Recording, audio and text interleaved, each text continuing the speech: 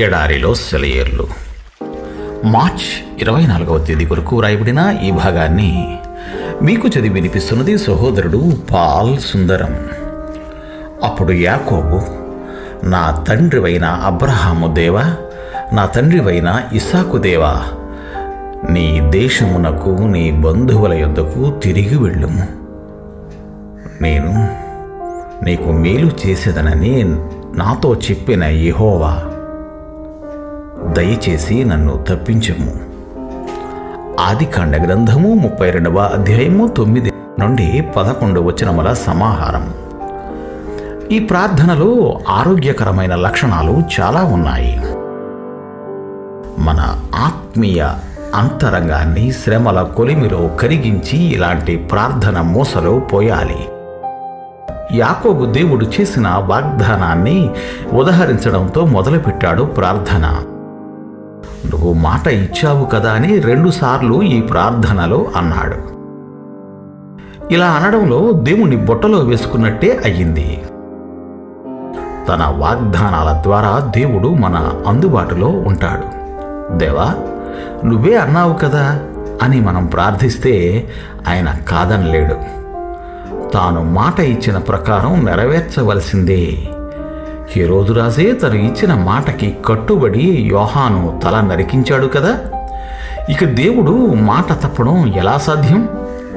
మనకి ఒక నిర్దిష్టమైన వాగ్దానం దొరికేలా ప్రార్థించాలి. ఇంకా దాన్ని చేతబట్టుకొని పరలోక ద్వారాలను కూడా బద్దలు కొట్టే శక్తి సంపాదించుకోవచ్చు. మన విజ్ఞాపనలు సూటిగా ఖచ్చితంగా ఉండాలి. ప్రత్యేకమైన విషయాల గురించి మనం ప్రార్థించాలని దేవుని అభిష్టం. శ్రమల భారాన్ని మోసుకుంటూ ఆయన ఆశ్రయించిన వారిని ఆయన ప్రశ్నిస్తాడు, నేను నీ కొరకు ఏమి చెయ్యాలనుకుంటున్నావు అని. దేవుని నుండి ఖచ్చితమైన జవాబు రావాలని నువ్వు కోరుకుంటే నీ ప్రార్థన కూడా ఖచ్చితంగా ఉండాలి. ప్రార్థనలకు జవాబు రావడం లేదని దిగులు పడుతుంటాము. మన ప్రార్థనలు డొంక తిరుగుడుగా ఉండడమే దీనికి కారణం. నీకు కావాల్సిందేమిటో స్పష్టంగా అడగాలి. ఖాళీ బ్యాంకు చెక్కు నీ దగ్గర ఉంది. నీకు కావలసిన మొత్తం దానిలో నింపి పూర్తి చేసి యేసు పేరిట దాన్ని పరలోకంలో ఇచ్చి నీకు కావలసినంత మొత్తాన్ని పొందు. దేవునితో వ్యవహరించడం నేర్చుకో. మిస్ హోవర్గల్ అనే భక్తురాలు ఇలా అంది, నా జీవిత కాలంలోని సంవత్సరాలన్నింటిలో ప్రతిదినము ఒక విషయం ఉన్న కొద్దీ మరీ తేటతెల్లం అవుతుంది.